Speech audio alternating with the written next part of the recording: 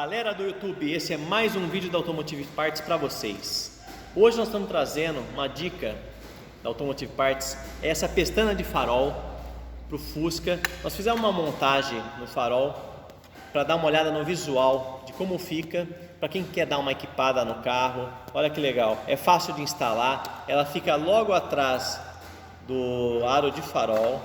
Dá uma olhada, é muito fácil de estar aplicando essa pestana. Então quem quer dar uma modificada no carro de uma forma assim, sem estar comprometendo o veículo, né, porque fica bem atrás do aro, então tá aí, é uma dica da Automotive Parts, dá um visual legal, dá uma modificada no carro. Nós temos essa peça para vender, nós vamos deixar o link logo abaixo, e essa é a dica de hoje da Automotive Parts.